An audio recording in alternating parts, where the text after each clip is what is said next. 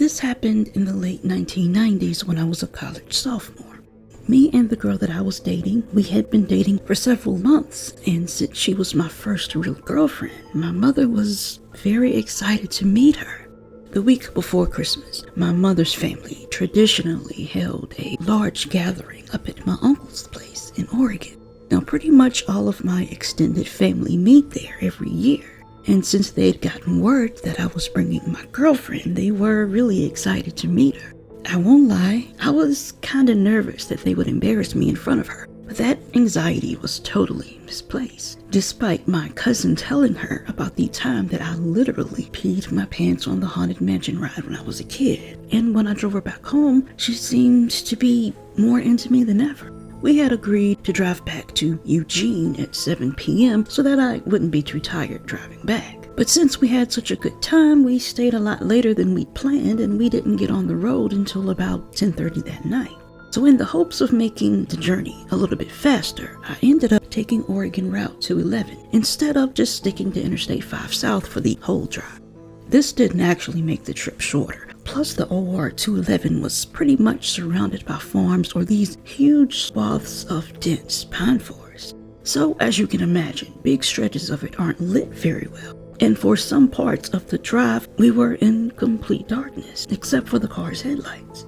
But honestly, I wasn't really all that worried about it because I was pretty good at reading a map. And once I was back on the I-5, a road that I knew pretty well, I figured everything would be fine. So we're just cruising along in high spirits, talking about how goofy some of my family were. But generally, my girlfriend was singing their praises, and she was telling me how she couldn't wait to meet them again. Now, it's right around then that we hit a section of the highway that descends this big hill, and it leads up to the bridge crossing over Deep Creek. Now there, the highway is sandwiched by some of the densest forests you are ever likely to see, and there is absolutely nothing lining up the highway. So the only thing we can see from the front seats of the car is the maybe 20 to 30 feet that our headlights are illuminating, and pretty much nothing else. But like I said, we're in high spirits, so we were completely unprepared for what was about to happen.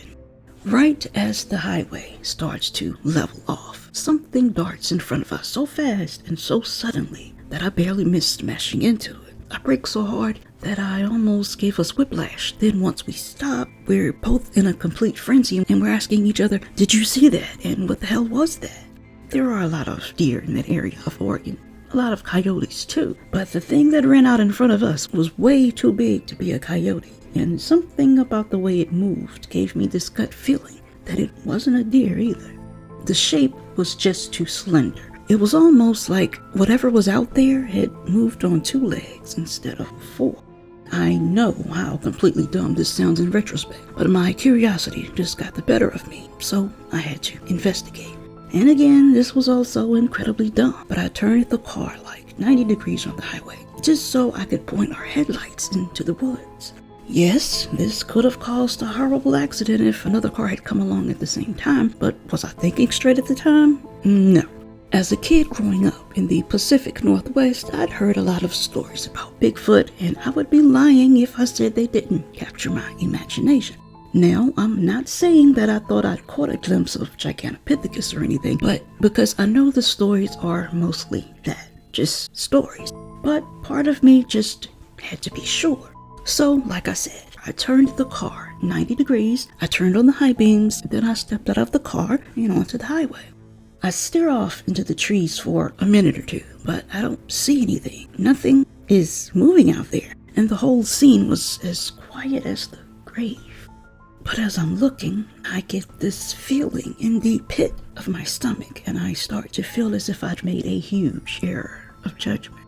It was one of the most intensely terrifying feelings that I've ever felt in my entire life. A feeling like I was being watched by something predatory. And I know it's a huge cliche, and the whole "I felt like I was being watched" thing is such a tired old trope, but I really don't know, I don't know any other way to phrase it. So my heart was pounding, the hairs on the back of my neck are standing on end, and now my guts have turned to ice. So without turning my back on the woods where I expected the danger to come from, I started to edge back towards the car. But then, suddenly, out of nowhere, I practically jump out of my skin when I hear the car's horn let off one long, excruciatingly loud beep. I mean, it scared me so bad that I almost peed my pants again, Haunted Mansion style. My first thought was that my girlfriend was leaning on the horn as she had climbed over into the driver's seat for some reason. But as I turned around, I can see that she's still on the passenger side, but that she was actually leaning over to push on the horn in what was evidently a frenzied attempt to get my attention. So I run back to the car and I ask her if she's okay. She doesn't say a single word to me. She just points to a spot about 50 feet away from where we were parked. So I spin my head around to see what she's pointing at, and that's when I see it. What was, without a shadow of a doubt, the thing that had run in front of our car just a few minutes prior. Lit up by the residual light of our high beams, what I saw was really obviously a man, but he was covered in animal furs and what looked like a mishmash of deerskins, bearskins, and elk skins, and on his head, secured in a way that I am not even sure of, were these antlers. At the time, because of how close it was to the holidays, I remember the words Reindeer Man just kind of flashing through my head, maybe in the naive hope that the dude was dressed that way out of some misdirected festive spirit. But he certainly didn't seem to be in any kind of festive spirit, not in the least bit. I couldn't see his eyes because of the weird kind of head covering that he had on, but I could see his mouth, and at first it looked like he was smiling at us, but as I looked longer, I could see that it wasn't a smile at all. He was baring his teeth to us, just like the way chimps do, as some kind of warning. After that, he turned and he walked off into the woods. Obviously, right after that, me and my girlfriend, we get the hell out of there. And then we got back on the road towards Interstate 5. It took us both a while to calm down, but my girlfriend was particularly shaken up, and that's because she had seen something that I hadn't. And as we drove on, she explained exactly what that was. While I was staring off into the woods, looking for Sasquatch or whatever, she noticed him out of the corner of her eye, but was basically frozen in fear for a moment or two as she watched him walking slowly towards me. Maybe walking isn't the right word. From how she described it, this guy was stalking, the way a hunter might stalk a deer. The way she put it, she had to summon pretty much all of her courage to be able to lean over and honk the horn the way that she did. And then when the reindeer man heard the honking, he backed off a little bit. And before I saw him, and like I said, he just kind of froze in place and then he disappeared. I did some research online when I got home to try and see if anyone else had any run-ins with this guy, but there was absolutely nothing online about him. There are plenty of crazy survivalist types up here in the Pacific Northwest, and I'm guessing he was one of those. But they tend to be pretty open about their existence and will sometimes even advertise themselves as militiamen or whatever. Me and my girlfriend, we broke up at the end of college, but when we were still together and I happened to be driving down towards Eugene, I always avoided that stretch of highway. I've told this story a lot over the years, and some people just think that I'm making it up, like it's a campfire story or something. But it's not a tale. It's not made up, and it's definitely not just intended to be some dumb, spoopy story. It's most definitely a warning to anyone traveling on that road at night. Because if my girlfriend wasn't with me when he ran out in front of the car, and if she wasn't there to spot him before he crept up on me, I probably wouldn't be here to warn you now. So please, this holiday season, drive carefully, drive slowly, and do not stop for any reason on dark, deserted stretches of forest highway. JonBenét Ramsey was born in 1990 in Atlanta, Georgia, the younger of two children of Patsy and John Ramsey. John was a successful businessman who was the president of Access Graphics, a computer system company that would later be bought and absorbed by Lockheed Martin. So in 1991, John and Patsy moved their family to Boulder, Colorado, where Access Graphics' new headquarters was to be located. Patsy was a regular on the junior pageant scene, and she entered her daughter in various child beauty pageants that were held in Boulder. JonBenét would prove popular on the pageant scene, winning the titles of America's Royal Miss, Little Miss Charlevoix, Little Miss Colorado, Colorado State All-Star Kids Cover Girl, and National Tiny Miss Beauty. JonBenét's active role in child beauty pageants and Patsy's reported pageant mother behavior were common knowledge among their friends, their family, and fellow contestants. According to statements that Patsy gave to authorities on December 26, 1996, she realized that her daughter was missing after she found a 2-page handwritten ransom note on the kitchen staircase. 911 emergency. Police. What's going on? 15th Street. What's going on there, ma'am? We have a kidnapping. Hurry, please. Explain to me what's going on, okay? There's a note left and our daughter's gone. A note was left and your daughter is gone? How old is your daughter? She's blonde. 6 years old. How long ago was this? I don't know. I just found the note. And my daughter's Does it say who took her? What? Does it say who took her? I don't know. There's a ransom note here. It's a ransom note? It says SBTC. Victory. Please. Okay, what's your name? Are you Patsy Ramsey. I'm the mother. Oh my God. Please. I'm sending an officer over, okay? Please. Do you know how long she's been gone? No, I don't. Please, we just got out. Is she right here? Oh my God, please. Okay, well, There's somebody. I am, honey. Please. Take a deep breath, Please, okay? hurry. Patsy.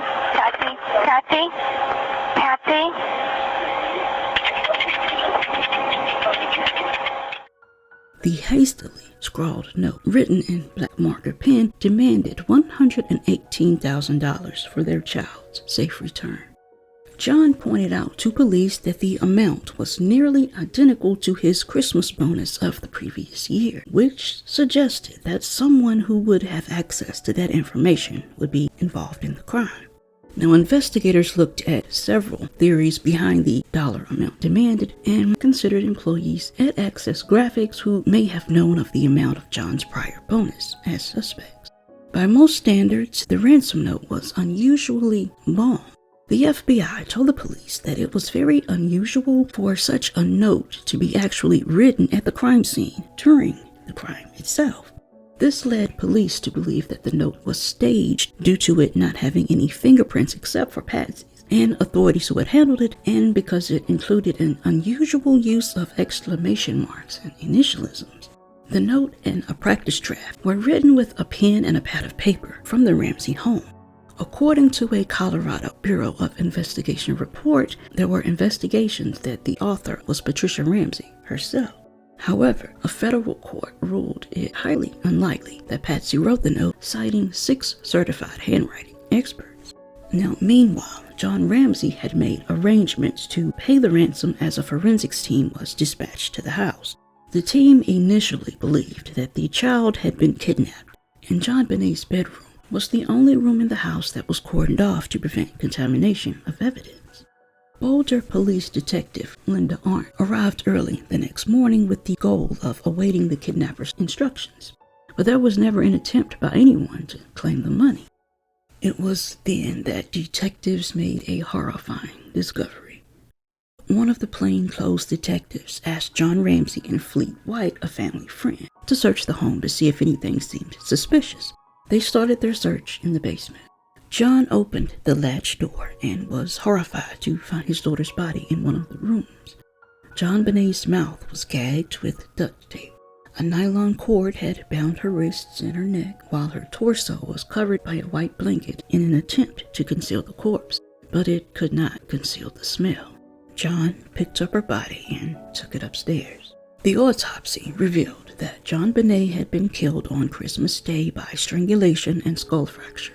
There was no evidence of conventional SA of any kind, although police refused to rule out sexual motive for the murder. Although no bodily fluid was found, there was evidence that there had been an injury to her private area. At the time of the autopsy, the pathologist recorded that it appeared the area had been wiped with a cloth.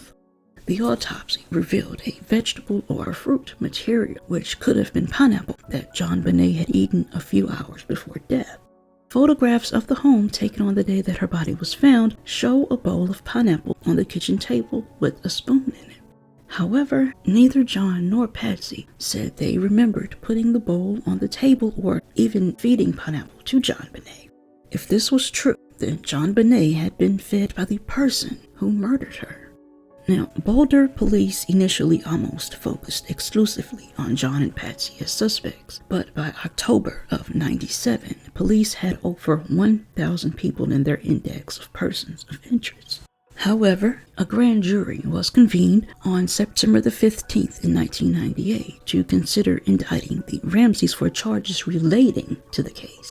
In 1999, the grand jury returned a true bill to charge the Ramseys with placing the child at risk in a way that led to her death and with obstructing an investigation of murder based on the probable cause standard applied in such grand jury proceedings. The Boulder County District Attorney, Alex Hunter, didn't prosecute them because he didn't believe that he could actually meet the higher standard of proving guilt beyond a reasonable doubt that is required for a criminal conviction in the state of Colorado.